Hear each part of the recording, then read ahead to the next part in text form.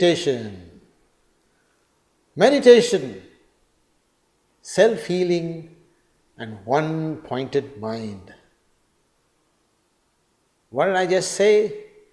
Self-healing and one-pointed mind. You know, when I learned meditation, my guru said, we all have monkey minds. Our mind shifts from one thing to the other in a very rapid fashion. The more you are not clear about things, the more it goes up and down. So, meditation teaches you to be still and one-pointed.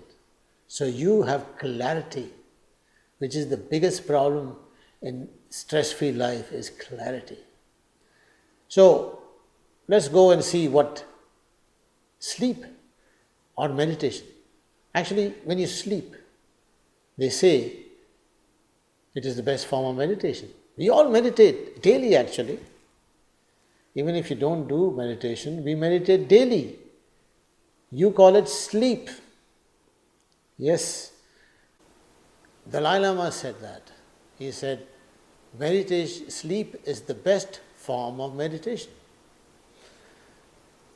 The only thing I have against that is, it is the best form of meditation, but it's done in the deep sleep state. You see, we have 3 states of consciousness in the human mind. One is the conscious state. You and me looking at each other, talking to each other, you're listening and I'm talking. We are in the conscious state. And then you go slowly into the dream state. And you pass on to the deep sleep state. And that's where the magic of rejuvenation happens. So, this is a natural process which is used to regenerate the body, and all the blood circulation takes place in the body and the brain, so that you wake up in the morning absolutely refreshed. If you didn't do that, try not sleeping for 1 day, 2 days, 3 days, see what happens. Your body tells you it cannot go on, I need sleep. It is starving for blood in the extremities, and so that's why you sleep every day, to regenerate your body. If you didn't sleep, you will be unhealthy. Okay, let's go and find out. Sleeping, everybody does. Everybody does. It's just part of life. If you didn't do that, it's one of the primitive fountains of life. It's like there are other 3, but sleep is one of the primitive fountains of life. See, your body tells you when you are sleepy. You must have told your body. Body tells you too. Yes. And from the conscious state, you go to the deep state and then the deep sleep. In deep sleep, all thoughts vanish. These are the thoughts which had caused you to go into contraction mode. And we have less blood flowing because you have 73% water in your body. And when you go inwards, this is the Vyana Vayu, your nervous system, which is causing everything to go inwards. It is pressing your blood vessels to a certain extent, which causes restriction in blood flow. You need to be still. You need them to be open up a little more. You want to have a positive, that's why when you're joyful, when you're full of gratitude, when you're full of joy, you are in the expansion mode. Automatically more blood goes through because you're not in the constriction mode. This is a natural process. You have the fear-flight response, you're always like that. When you slowly go into the expansion mode, into positive emotions, or no emotions at all, that process stops and more blood flows. This is self-healing. This is self-healing. And when you wake up, regenerated. So sleep is very important. That's the reason you have to sleep. Now, then why are we talking about sleep when meditation is what we want to talk about? But I must tell you some more about when you sleep. Only in the deep sleep do you get the benefit which we talk about in the sleep. In the deep sleep, you're absolutely still.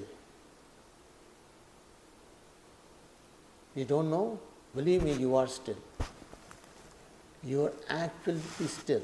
Even if in the beginning when you are tossing and turning, but when you go to deep sleep, you are still. You are unconscious. Your muscle tone is near zero. So there is no compression. Your muscle tone is... you have decrease in blood sugar. You have decrease in blood pressure. More cell-to-cell communication. There's talking to each other. All the lymphatic nodes are talking to each other. They're exchanging fluids. The endocrine system is balanced. The oxygenation of the blood is effective because you are doing it without expending any energy. Everything is happening perfectly fine without muscle tone. Then all the pipes are going full of blood to wherever they're going.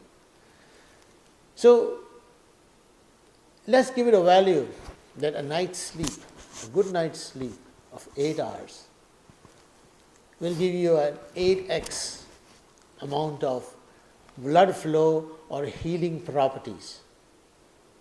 Right?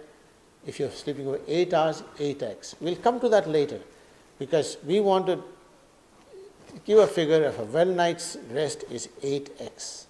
Okay. Now, when you have a good sleep, you agree with me, the rest and healing you get with deep sleep is essential for the healthy functioning of the mind and body.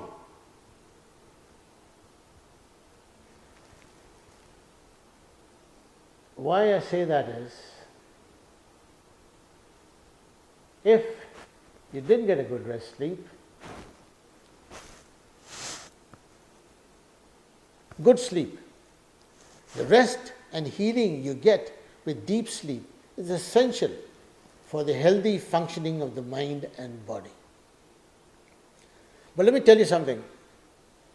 In the 8 hours of sleep, normally only 20% is deep sleep.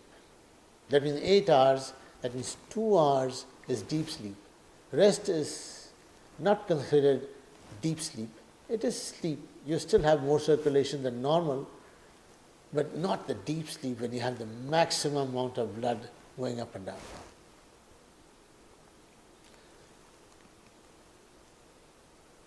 Now, meditation when achieved, when you achieve meditation, you're coming to meditation now from sleep. When you achieve meditation, you increase the oxygenated blood flow to nourish the 35 trillion cells. Increased oxygenated blood, just like deep sleep, not sleep, deep sleep. And again, it has to be achieved. You can't sit there for 20 minutes and say, I have meditated. That is not meditation. Meditation is when you achieved it. How you achieve it? Yes, when I achieve it, I feel I'm not even sitting down, I'm floating. You will feel that. You will feel you don't have any attachment. You feel light. You open your eyes, inside eye, inner eye. Your eyes are closed most of the time, but you open your inner eye and you see blue, the sky color. If you can sustain that color, that means you are without any thoughts which are causing you to go with the flight play response. You don't have any muscle tone. It is difficult to sustain that color. You may get it in glimpses, but to have a consistent color, that means you've achieved it. So one has to achieve it.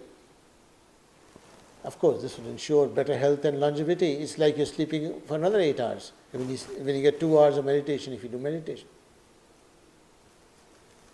I will ask you to sleep 8 hours, and 8 hours is 16 hours. But suppose I say 8 hours and 2 hours of meditation is only 10 hours, but it's equal to 16 hours of rest. If you were getting 16 hours of rest, would you be a better person? Your health will be better. Well, let me put it this way. Even the doctors tell you, go sleep it off. Why? Because that is a healing part of your process where you go to sleep it off. Your blood starts flowing and your body heals. And of course, when you do all this regularly, as a byproduct, your mind gets one-pointed. No more monkey mind. You become a very powerful thinker. You also increase the size of your brain. Your prefrontal cortex improves. Then normally they said after 7 years the brain stops growing. But now they found out it continues to grow. So meditation has its advantages. Now we just proved that it is exactly like deep sleep, and you can achieve it if you do it properly. You get the benefits of exactly 3 times the rest of what you get in sleep. Let's say 3 times. So when meditation achieved, you feel wonderful. It takes time to get it, but once you start achieving it, the next day, it's easier to achieve it because your mind wants to rest, wants to heal, and it wants you to enjoy this time on earth, be joyful. So, again, some reasons of why you should meditate.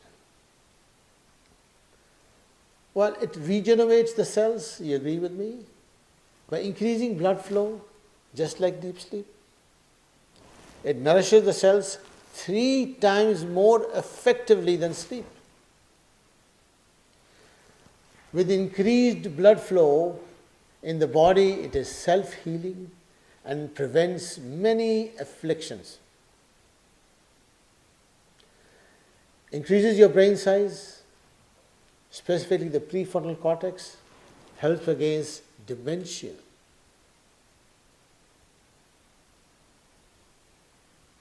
Well, yes. Everybody is going to have this problem as you go along, but keep your mind sharp. Meditation is one of those things which will help you to fight that. Sleep won't. Because, sleep will, but you have to sleep for 16 hours a day. You can't do that. Overall effect is improved mental and physical health. Note the word physical. Because you send more blood, your physiology improves. Of course, your mental also improves. So that's Buddha meditating. Now, why was he so much for meditation? Because in the end, what is it like? You come on this earth, you walk on the table, you're alive. You walk off, you're dead. You only have the time when you're on the table to experience and perceive life, to feel joyful, to feel unhappy, to feel sad, to feel fearful. When the time passes, all those feelings are momentary. It came and went. So if everything is an illusion, everything is a momentary thing, try to make it joyful. You have a gift of life. It is your duty to make it joyful. And meditation is one of those places where it can take you into that space when you feel you're part of one consciousness, when you're part of the entire universe, you're part of me, you're part of each other. When you think of the sky, you think of the something, anything you think of, you're actually the same cells. You are conscious because if you see an object, it is part of your consciousness because you can see it and they can be seen. We each other are part of the consciousness. Each other's consciousness. Because I see you, you see me. I'm already part of you. The thoughts. Thoughts are the building block of everything. Even the universe was made from thoughts. So when you're part of the same thing, when you're thinking the same thoughts. I'm being seen, I'm talking to you, I'm eating the food, I'm enjoying the birds, I'm enjoying the sea. So more on that, I don't want to go too much, but this is important because in meditation, you can achieve the oneness with the universal consciousness. Yes, that is a very, very strong reason to meditate because it brings you closer to your understanding yourself. Your perception changes of the world. And you fulfill your objective of being joyful while on earth. So, Buddha used to meditate sitting always erect, neck and spine in a straight line. And keep breathing through the spine, up and down. Close your eyes and stay that for 1 hour, 2 hours, 3 hours. He used to go 5-6 hours at a time. We're not asking you to do that. Physiologically, if you want to take advantage, minimum 15 minutes, maximum, well, I do 1 hour. 1 hour in the morning, 1 hour at night, and that helps me. It's like equivalent to an extra 6 hours of sleep. So I'm having, well, we come to that later, exactly how you'll find time. Now, how to meditate, I'm not giving you a big treatise on how to do it. I'm giving you an idea. And I don't want you to take anything from here because it's more detailed in my course where I explain each and every aspect of where you can slowly build up to achieving it at a moment's notice. So, and also I'll be glad to personalize a guided meditation for you, tailor-made for you, with your timings and everything, so that you can easily achieve meditation. So, in a nutshell, you got to sit neck and spine in a straight line, eyes closed, sitting cross-legged or on a stool with the knees at 90 degrees. If you can't sit cross-legged, sit on a stool with the legs in a 90-degree position. Follow your breath along the spine. Follow it.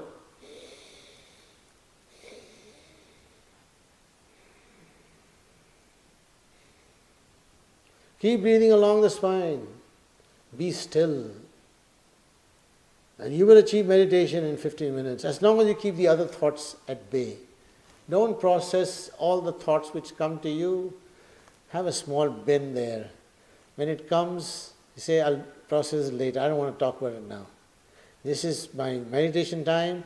I don't want any disturbance from anybody. Yes, you block everything off. Don't stop the thoughts coming. They will come. You have no control to stop them. But don't process them. Put them on a side. Tell them you'll process them a little later. You can slowly forget that. And the most important thing, this is an area, if you haven't gone before, meditation brings you in a space where you find a lot of truths.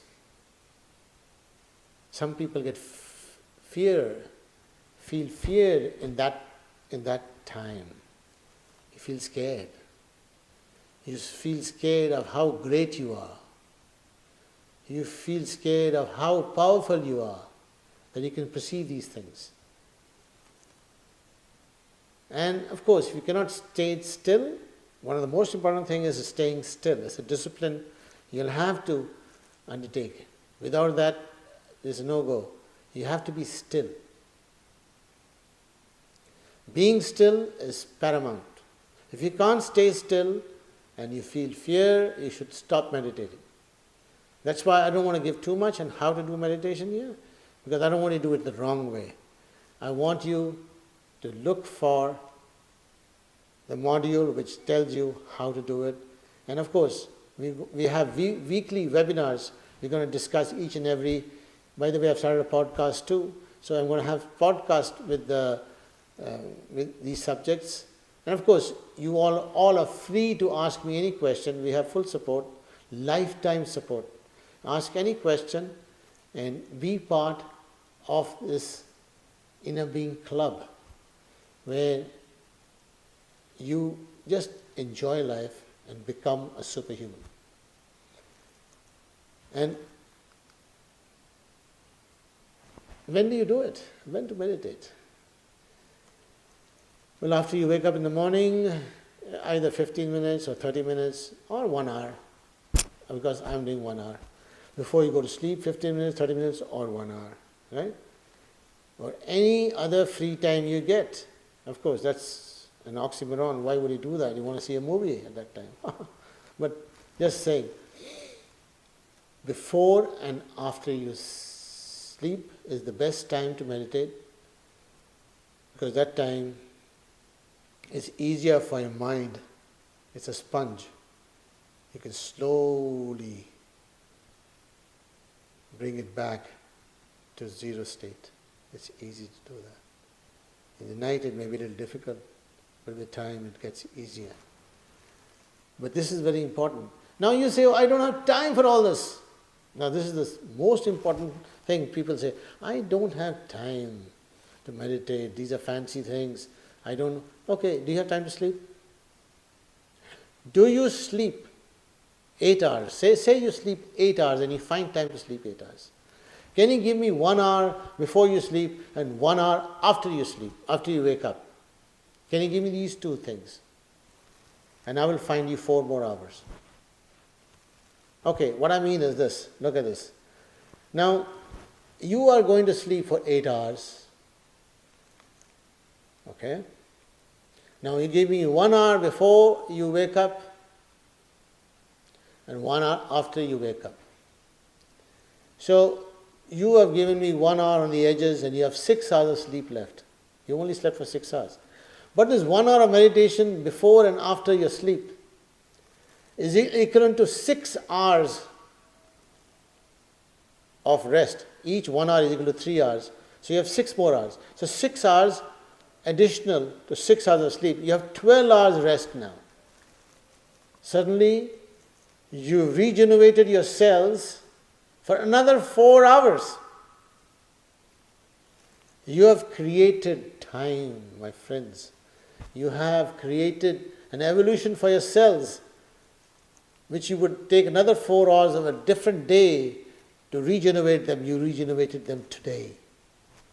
And that's where the longevity comes in. That's where the healing part comes in. Yes. And now you can't complain, I don't have time. You have extra time. Maybe you start sleeping less. You know, the yogis, I'm not saying do that, they sleep 2 to 3 hours a day. They actually sleep 2 to 3 hours. The remaining 2 hours here and 2 hours there, they meditate. So that's equivalent to 6 hours, 12. They still sleep about 12 hours a day without sleeping. They're only sleeping 2 hours. So that equation, I'm not saying become a yogi. I'm just saying take advantage of the creation of time for the evolution of your cells, your healing of your cells. You just created more time, more regeneration. With that, I would like to conclude this meditation section. Topic is also interesting. Next topic is very interesting. It's nutrition. But before we go there, I want you to introduce into your lifestyle this meditation, is how to, easy method and how to achieve meditation in the Longevity Unleashed Away is an online course which I'm making, and you'll be glad to put topics and exactly in detail form how to do it. In fact, we'll send a personalized guided meditation recording for use. Now, what you eat is important. You all agree what you eat is important. If you look at this whole chart here, with poor diet, so many things happen. This is a fascinating topic because we are layers of food we eat. We are just layers. We can eat anything you want, but how does your stomach like it? How do you eliminate it easily? Or you're just worried about your tongue? To discuss that, wait for my next lesson to see you in there regarding nutrition. Thank you.